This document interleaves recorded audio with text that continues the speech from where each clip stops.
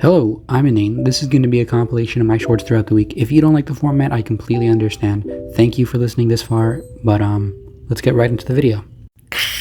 Sonic X Shadow Generations was censored. They covered up Rouge the Bat. I am outraged. Jokes aside, I saw people complaining that Sonic was grossly over-censored, but I don't know if I agree with that. I do think it's weird that they're making such specific changes to story elements, characterization, and established cutscenes and stuff, but a lot of the changes are minuscule and not really worth caring about. Like, if I were to go up to you and say, oh, they changed her design? They changed some words in a cutscene? Would you care? Should you care? Censorship is bad when it's overextended, but what qualifies as too much? Is this too much? Let me know what you think.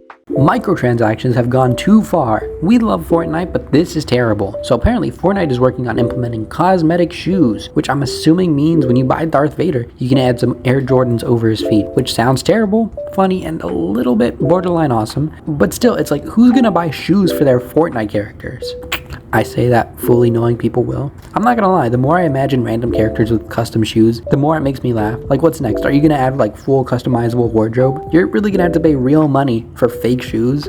So I saw that COD 6 had an option to buy superior sound quality separately, and I assumed this would apply to the main game and the core feature was locked by the devs. I thought this was terribly anti-consumer, but I was wrong. The devs partnered with Embody, a headphone company, to create a superior listening experience, so to speak. With the highest level of directional accuracy, every footstep and explosion is balanced. All of it is matched to your headphones. So yeah, COD 6 will have a new advanced audio experience, but those changes will be for free for the game. The $20 per 5-year subscription is just for the custom headphone experience, which still is not the best news in the world, but not as big of a deal as I assumed.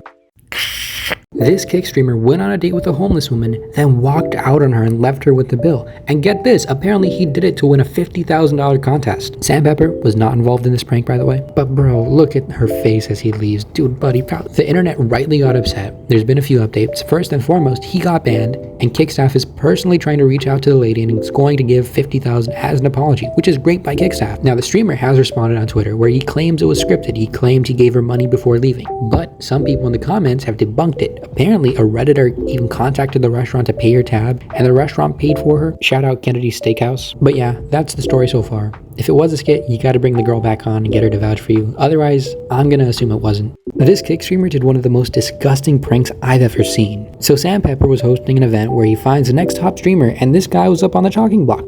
He's actually the main guy that was harassing OTK at TwitchCon. But anyways, in this clip, it appears he soils himself, grabs his excrement, and harasses random people on the street. Now here's the thing, Sam Pepper claims it was chocolate. I'll be honest with you, I don't want to verify if that's true or not. It kind of looks real. Still, this is absolutely a disgusting prank. If I was younger, I would chuckle, I would laugh, but like this is just a biohazard. This is one of the most morbid clips I've ever seen, and I feel bad for laughing at it, honestly. Canel Joseph, YouTube prank channel, pretty funny dude. He did an ice bath challenge where he stayed in too long, and when he got out, the man could not move. His body was convulsing. He nearly fell to the ground multiple times, but his friends were there. And you know their first instinct? It wasn't to call the cops or an ambulance or put a blanket on him. They propped him up to take a photo for the thumbnail. I feel terrible for saying this, but I laughed. It was absurd. The man nearly died and y'all want to take a photo for the thumbnail? He says he's fine. His leg's a little messed up. But honestly, he's probably happy they got that photo. Kinda dumb, but I mean, good marketing, I guess. Gymbro on Gymbro violence is never the answer. Okay, so you saw Mike Van Wyck shove Jeff Nippard, which led to charges being charged and the internet being confused. So I heard the story, and that kind of makes it even more confusing, to be honest. So Mike Van Wyck made a video saying his technique was superior, and Jeff made a simple stitch saying, I respect your grind, but using science is just as valid. Here's the thing, if he was rude and calling Mike names, I could understand him being upset, but Jeff was being respectful, and this seemed like a complete overreaction. And according to Jeff, Mike just walked up to him, shoved him, then turned around, pushed him, and then punched him in the throat, basically. Asmongold rightfully got banned for his comments, but Frogan made statements just as bad but is being protected by Twitch. It's natural if you don't know who Frogan is. She's a former Hassan mod turned Twitch's rising star, and she said she wants every soldier to get PTSD. She has made a statement about it.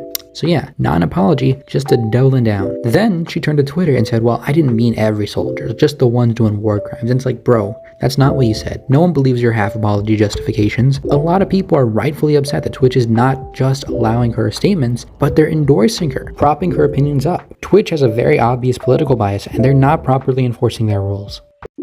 Alright, and that's pretty much it for the week. If you guys enjoyed this compilation, please feel free to like, subscribe.